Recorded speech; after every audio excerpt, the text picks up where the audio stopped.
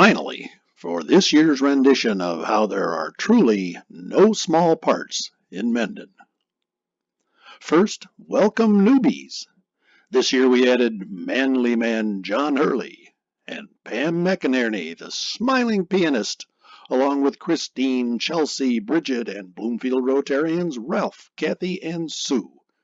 We're oh so glad that you're with us this year and hope that you all enjoyed being with each other, which is what the Schnackies have been all about for 39 years. And now for a whirlwind tour through this year's production. When the audience came in, the set looked great. Little did they know what it took to get us there. And let me throw in a little PS here that it's always good for the rest of us to know what goes on behind the scenes to make all this magic happen that we all get such a big kick out of. The script called for 4 tables and 16 chairs, plus manicure tables and a reception desk in the salon. Getting out the trusty 39-year-old scale model for our stage, the first attempt to make it happen looked much like a Raymore and Flanagan furniture showroom. Not to mention that even if tightly packed in, the furniture would definitely extend beyond the curtain line.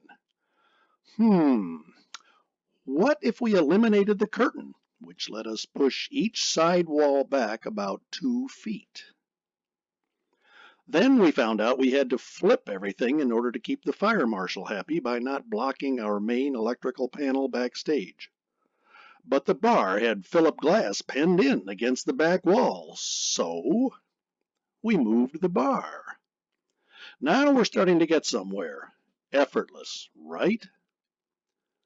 Rehearsals bounced around quite a bit from place to place. We danced and we tussled. We began working on costumes. Then we finally got into the center for both play practice and music practice. And Andrea and Patrick wondered, are we ever going to pull this off? And Maureen also. Of course, she didn't know yet what was in store for her. The train scene chugged along as it launched rehearsals for a few weeks. The observers and watchers hung in as long as the pizza held out. And we continued with scripts in hand for what seemed like months. Then the SetCon crew showed up. We even imported help from Springfield, Missouri, and voila! A stage matched up with our scale model. Lights started going up. Rehearsals on stage began. Some of us really got into it. Then the set painting crew came in and started painting. We continued to rehearse with painter's tape dripping off the walls, and the painting crew came back. Finishing touches were applied, and voila! A beautiful set. Thank you, Lexi and Dave and Grace and Nick and Maria and Christine and Patrick and Nancy and Victor and Tom and Chris and Bruce and Margot and Katie and Sue. Wow. So now we could rehearse on the painted set, under the watchful eyes of those who only wanted the best for us. There were pep talks and concerns and more rehearsals. Then there was this moment when Maria solved the fundamental law of quantum mechanics. It was obvious that Bruce got it too. Now the term fake news might seem appropriate here, but I am showing you photographic evidence that everything I'm telling you is true. Maria continued to dwell on her solution as rehearsals continued. During restful moments on stage, she would periodically have more aha moments. During rehearsal,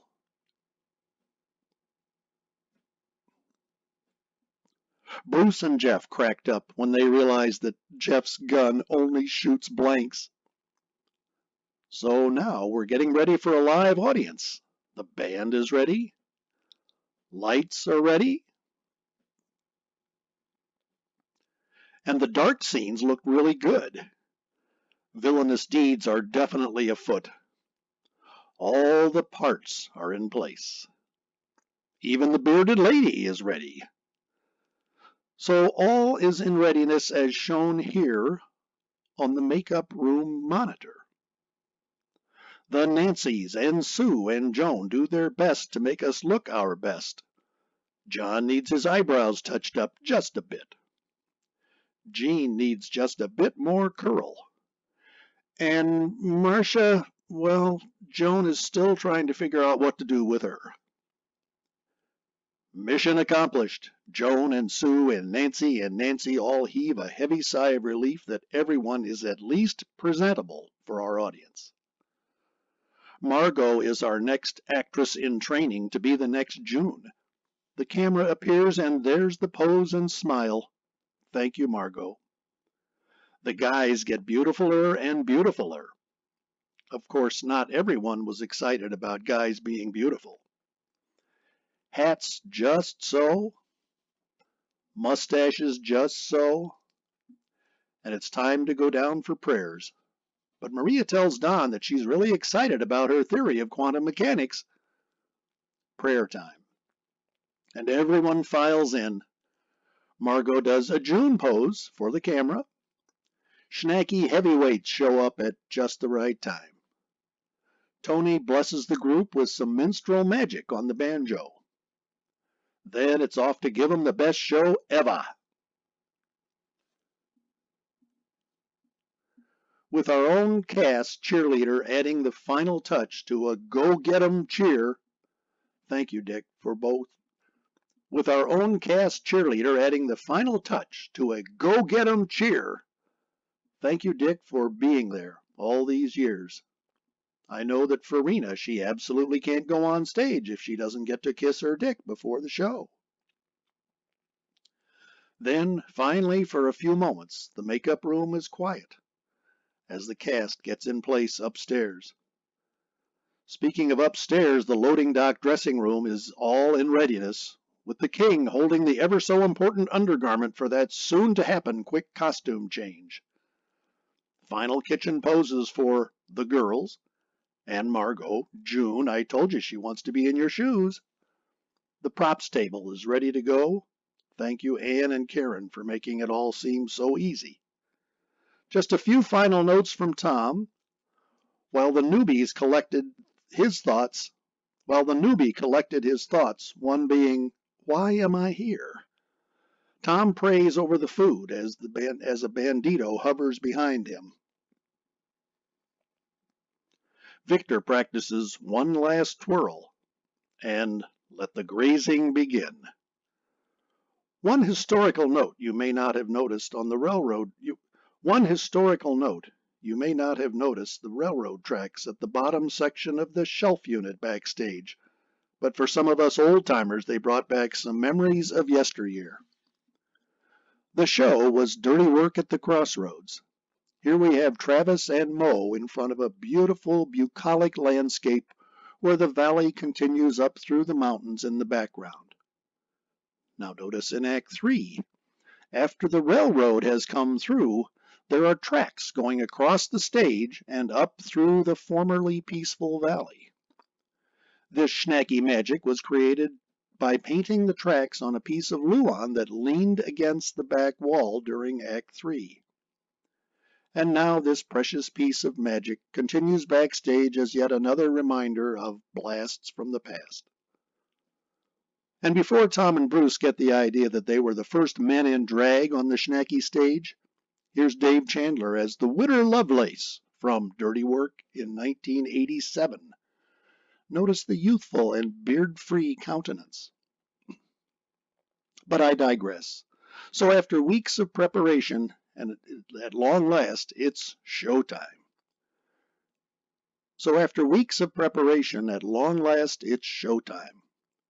The audience walks in thinking they're going to a Broadway production. They get their seats and drinks and snacks, and it truly is showtime. Nancy takes one final bite out of her walkie-talkie, and away we go. Girls, come here. So, two good-looking strangers coming into town, and... Yeah, and you two meet them right away. I was just serving them drinks. Yeah, and Karen sent me, Oh, Jessica sent me to get Carrie. Aww. Your hair? Ointment sets.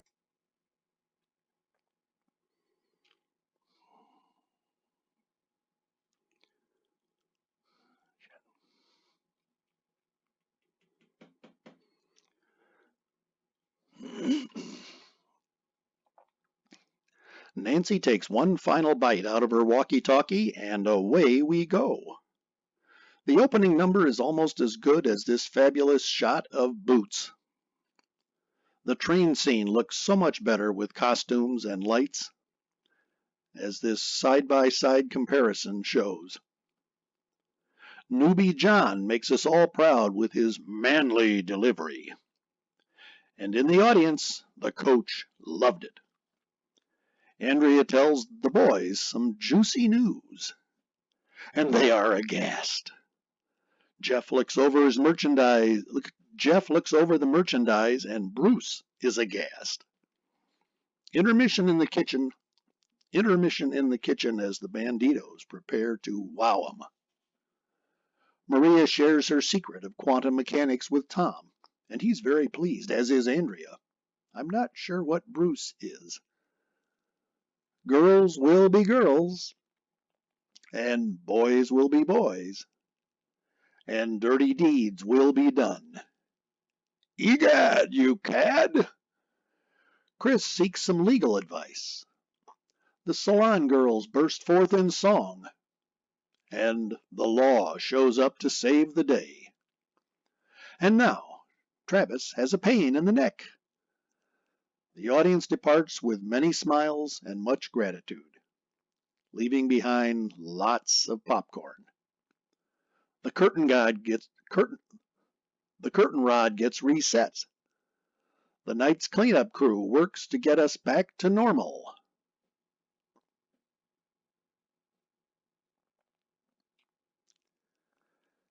And now to relax during the afterglow.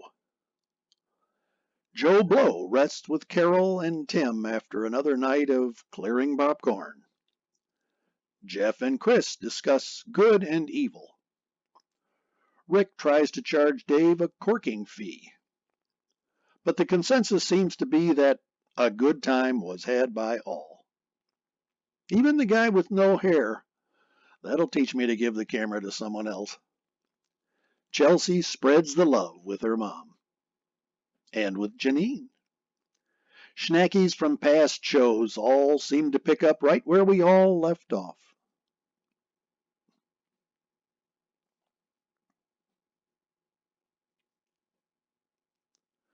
Victor and Brian enjoy a peaceful game of cards. Margot sees the camera and, you guessed it, Tom finds a grape that some feely fingers must have slipped down the front of his dress. To which Andrea says, "It's all good."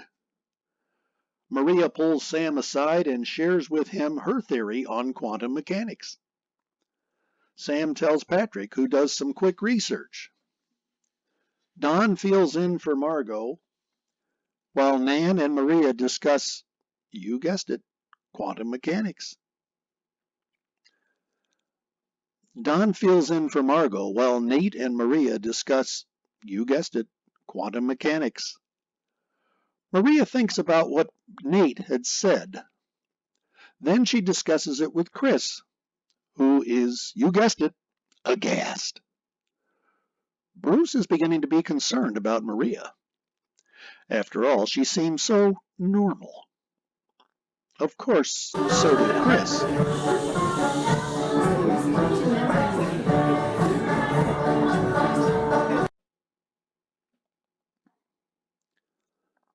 So just what was Maria's theory? We called in a leading expert on the subject, and here's what he had to say. Time for teardown. Bruce and Dave try to identify the 6 screws that will release this entire wall. Patrick gets all of the microphone cables down and out of the way. Set pieces are set aside for the cast party. Anna puts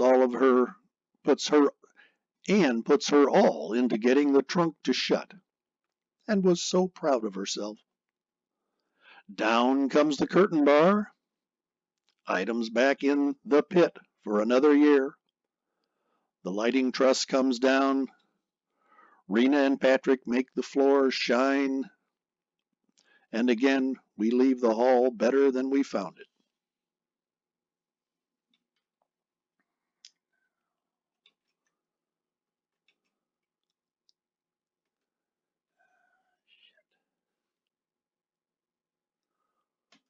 Q.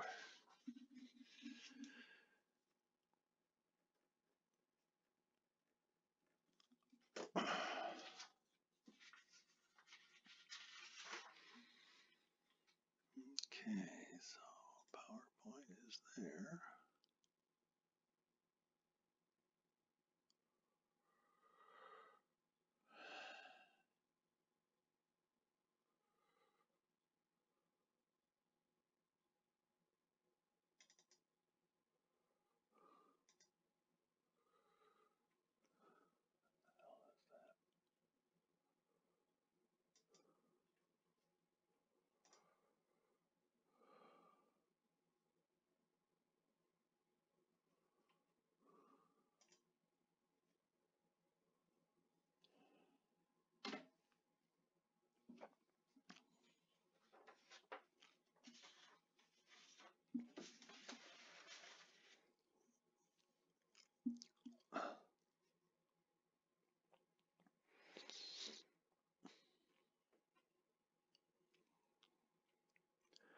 Now, especially for all the newbies, let's wrap up this photographic tour with a brief recap of MSCP history.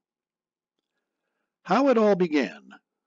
This piece appeared in this year's program, which explains how Travis and Kathy invited Monsignor Schnacky to dinner. He asked us how we had met. We replied, through community theater. We had met through the Penfield Players. The next Sunday, this piece appeared in the church bulletin, which basically said, Travis and Kathy Piper volunteered to put on a play at St. Catherine's. This history and additional information can be found on St. Catherine's website under Ministries. Monsignor had married Kathy and me in 1979, 40 years ago.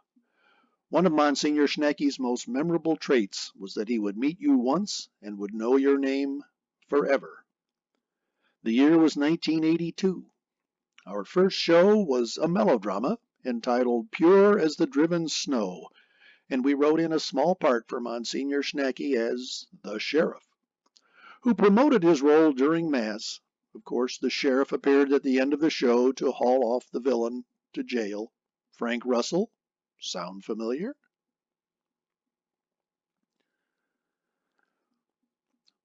Who promoted his role. Of course, the sheriff appeared at the end of the show to haul the villain, Frank Russell, off to jail. Sound familiar? And now, inspired by the poem Casey at the Bat, here is yet another updated version of No Small Parts in Mendon. There was an ease in his manner as Monsignor stepped into his place. There was a pride in his bearing and a smile on Monsignor's face. And when the cheers subsided and his small parts lines were done, the audience applauded, and the games had just begun.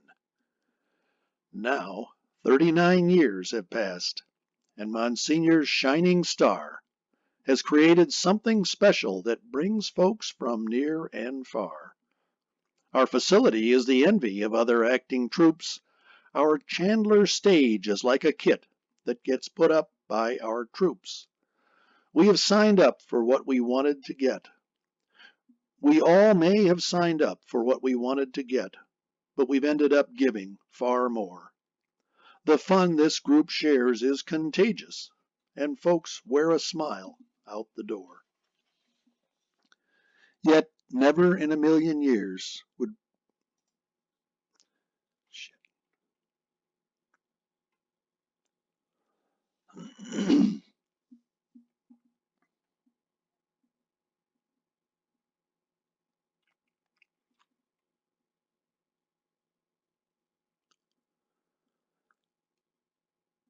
Yet never in a million years would Travis and Kathy even thought to initiate a play in this oh so perfect spot.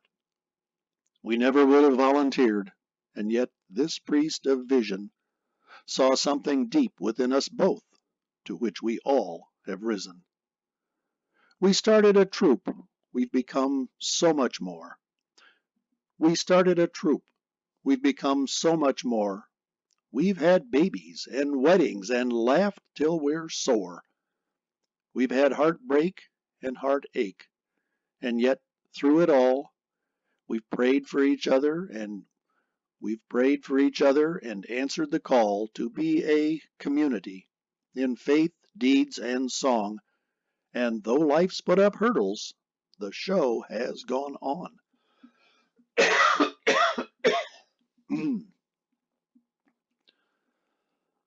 So how does it feel for Kathy and me when the hall fills with audience, cast, crew? Like we've started a very large family, made up of all of you. Like we're leaving our mark, a tribute, in fact, to the priest who once had a vision of welcoming newbies, sharing community, and creating a specialness in Mendon. We've all dubbed us the Schnackies, a novel description of that there is no doubt. So till next year, and the year after that, the Schnackies are far from out. From somewhere in God's favored place, Monsignor's looking down. He sees you all and knows your names, and is so glad that you've come to this special place at this special time to be a part of this great act, 'cause there are no small parts in Mendon, and that is just a fact. And as Janine closed her email about cancellation of this annual event, may we all be blessed with many, many more years of fabulous entertainment.